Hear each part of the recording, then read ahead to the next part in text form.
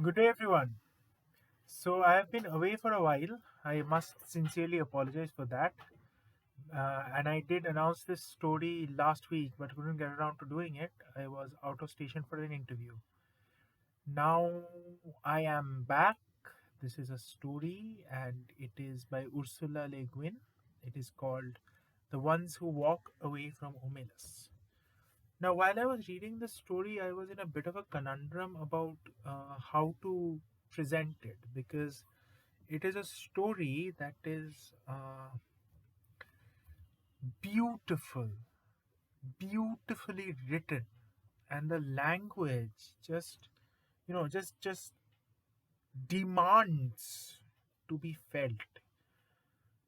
Then the idea struck me that instead of narrating this story as I normally do, I should just read out the original text with voice modulation so that you don't miss the beauty of the language that Le Guin has used. So, without further ado, the ones who walk away from Momelas, Ursula Le Guin. With a clamour of bells that set the swallows soaring, the festival of summer came to the city of Omelas, bright towered by the sea. The rigging of the boats in harbour sparkled with flags.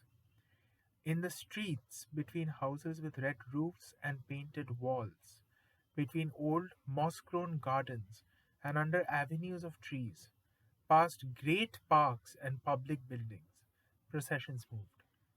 Some were decorous, old people in long, stiff robes of mauve and grey, grave workmen, quiet, merry women, carrying their babies and chatting as they walked. In other streets, the music beat faster, a shimmering of gong and tambourine, and the people went dancing. The procession was a dance.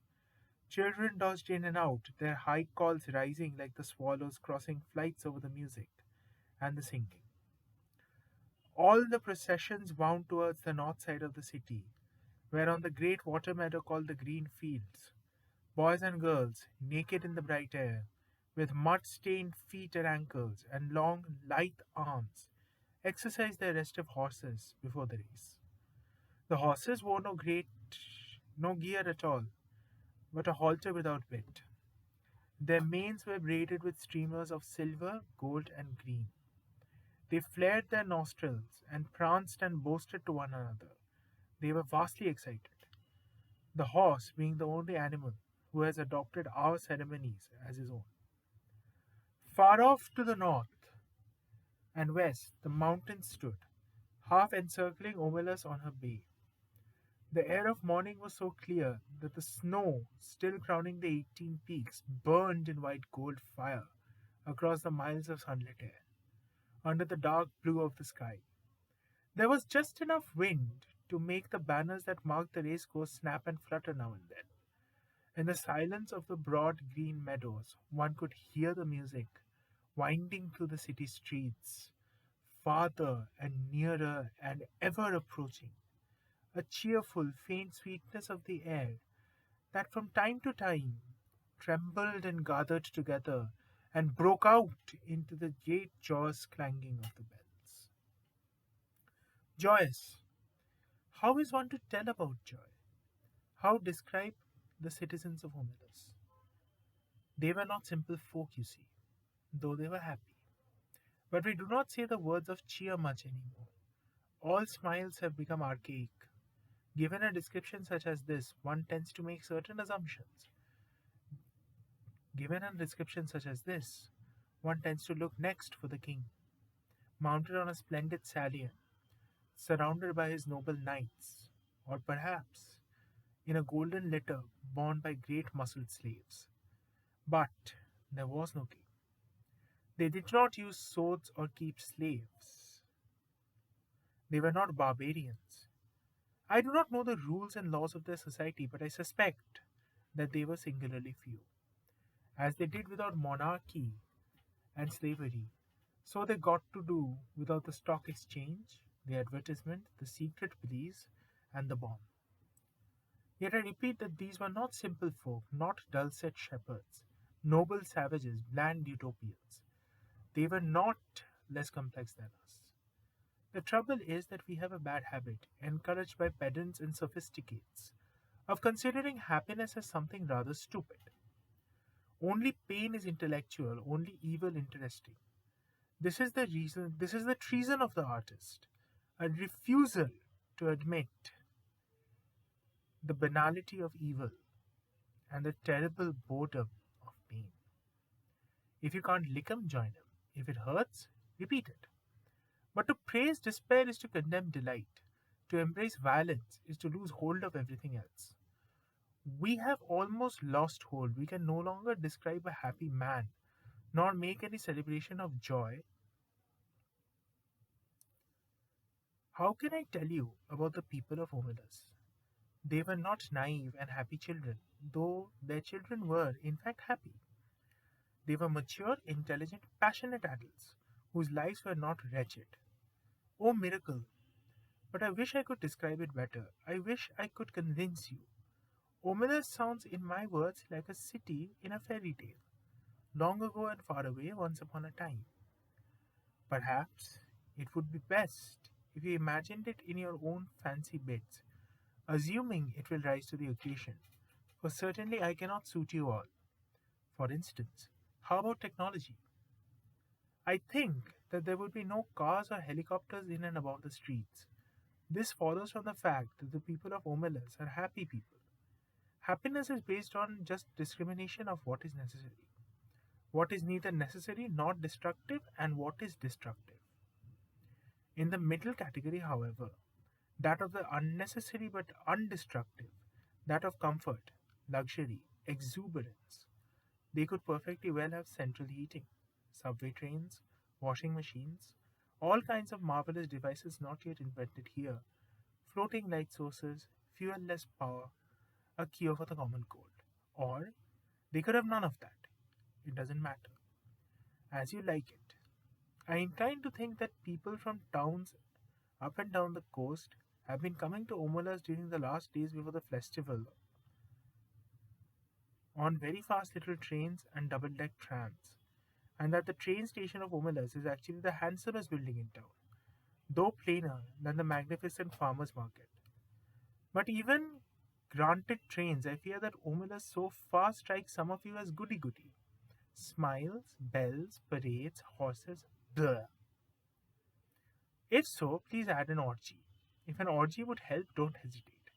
Let us not, however, have temples from which issue beautiful nude priests and priestesses, already half in ecstasy and ready to copulate with any man or woman, lover or stranger, who desires union with the deep godhead of the blood. Although that was my first idea. But really, it would be better not to have any temples in Omelas, at least not manned temples. Religion, yes. Clergy, no. Surely the beautiful nudes can just wander about offering themselves like divine souffles to the hunger of the needy and the rapture of the flesh. Let them join the processions. Let tambourines be struck above a not unimportant point. Let the offspring of these delightful rituals be beloved and looked after by all. One thing I know there is none of in Omelas is guilt. But what else should there be? I thought at first there were no drugs, but that is puritanical. For those who like it, the faint, insistent dosage of druse may perfume the ways of the city. Druse, which first brings a great lightness and brilliance to the mind and lips, and then after some hours, a dreamy languor, and wonderful visions at last of the very arcane and inmost secrets of the universe, as well as exciting the pleasure of sex beyond all belief. And it is not habit forming. For more modest tastes, I think there ought to be beer. What else? What else belongs in the joyous city? The sense of victory, surely, the celebration of courage. But as we did without clergy, let us do without soldiers. The joy built upon successful slaughter is not the right kind of joy. It will not do. It is fearful and it is trivial. A boundless and generous contentment, a magnanimous triumph felt not against some outer enemy, but in communion with the finest and fairest in the souls of all men everywhere, and the splendor of the world's summer. This is what swells the hearts of the people of Omelas, and the victory they celebrate is that of life. I really don't think many of them need to take drugs. Most of the procession have reached the green fields by now. A marvelous smell of cooking comes forth from the red and blue tents of the provisioners. The faces of small children are amiably sticky. In the benign grey beard of a man, a couple of crumbs of rich pastry are entangled. The youths and girls have mounted their horses and are beginning to group around the starting line of the course. An old woman, small, fat, and laughing, is passing out flowers from a basket, and tall young men wear her flowers in their shining hair. A child of 9 or 10 sits at the edge of the crowd, alone, playing on a wooden flute. People pause to listen, and they smile, but they do not speak to him, for he never ceases playing and never sees them, his dark eyes wholly wrapped in the sweet, thin magic of the tune. He finishes and slowly lowers his hands, holding the wooden flute, as if that little private silence were the signal. All at once, a trumpet sounds from the pavilion near the starting line, imperious, melancholy, piercing. The horses rear on their slender legs, and some of them neigh in answer. Sober faced, the young riders stroke the horses' necks and soothe them, whispering, "Quiet, quiet there, my beauty, my hope." They begin to form in rank along the starting line. The crowds along the racecourse are like a field of grass and flowers in the wind. The festival of summer has begun. Do you believe? Do you accept the festival, the city, the joy? No? Then let me describe one more thing.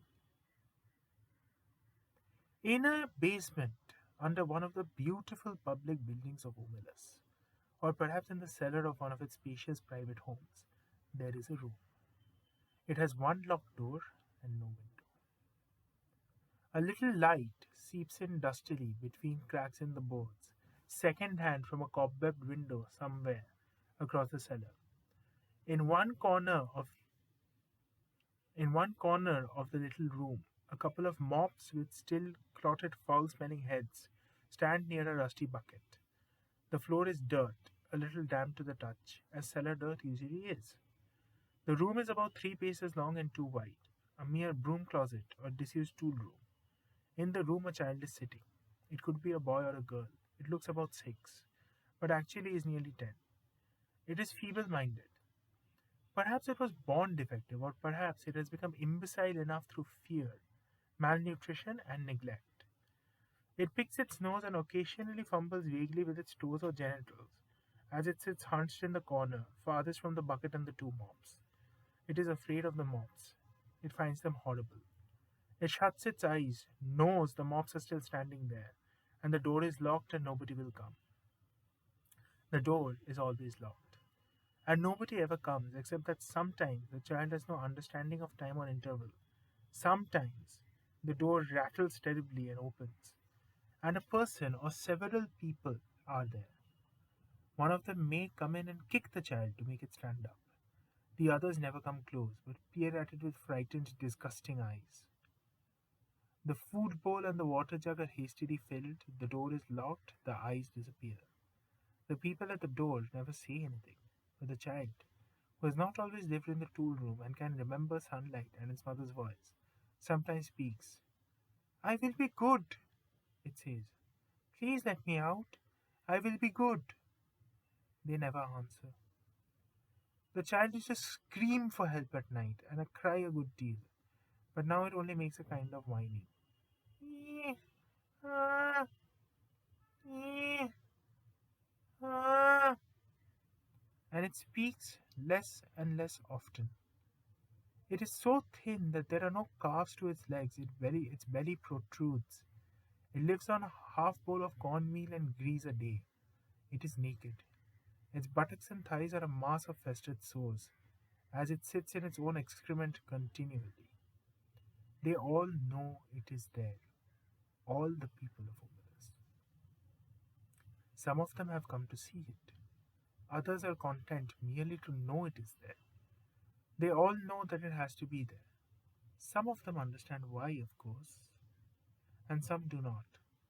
But they all understand that their happiness, the beauty of the city, the tenderness of their friendships, the health of their children, the wisdom of their scholars, The skill of their maker, and even the abundance of their harvest and the kindly weathers of the skies depend wholly on this child's abominable misery.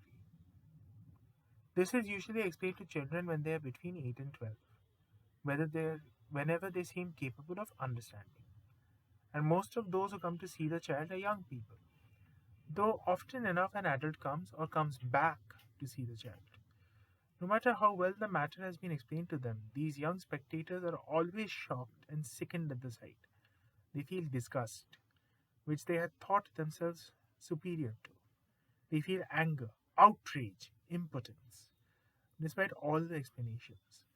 They would like to do something for the child, but there is nothing they can do. If the child were brought up into the sunlight out of that wild place, if it were cleaned and fed and comforted, that would be a good thing indeed. But if it were done in that day and hour, all the prosperity and beauty and delight of Homilus would wither and be destroyed. Those are the terms. To exchange all the goodness and grace of every life in Homilus for that single small improvement, to throw away the happiness of thousands for the chance of happiness of one, that would be to let guilt within the walls indeed. The terms are strict and absolute. They may not even be a kind word spoken to the child. Often, the young people go home in tears or in a tearless rage when they have seen the child and face this terrible paradox. They may brood over it for weeks or years, but as time goes on, they begin to realize that even if the child could be released, it would not get much good of its freedom. A vague pleasure of warmth and food, no doubt, but little more. It is too degraded and imbecile to know any real joy. It has been afraid too long, even to be free of fear. Its habits are too uncouth for it to respond to humane treatment. Indeed, after so long, it would probably be wretched without walls about it to protect it, and darkness for its eyes, and its own excrement to sit in.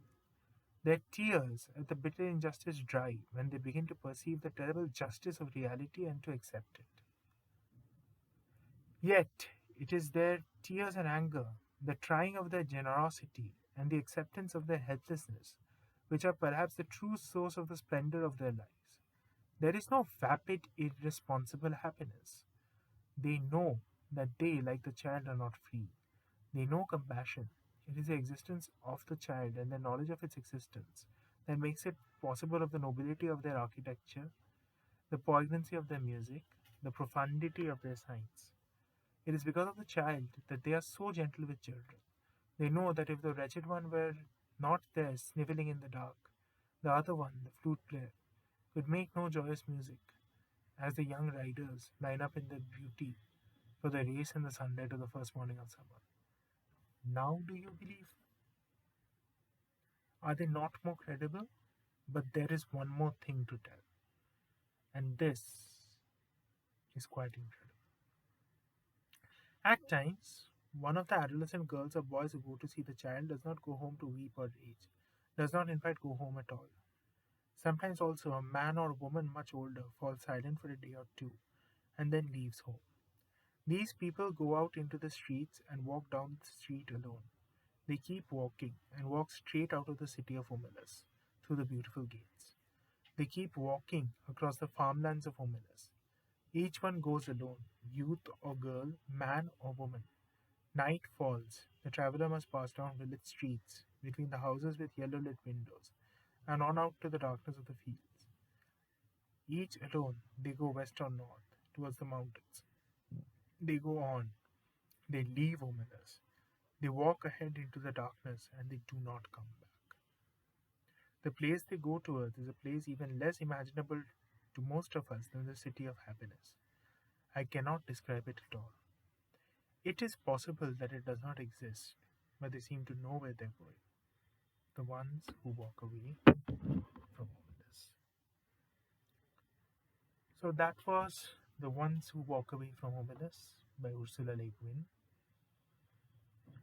I hope you enjoyed it. It took me 20 minutes to narrate it, so I will be terminating the video in a few seconds. I am sorry to have been away for so long. I will try to be consistent from now on. And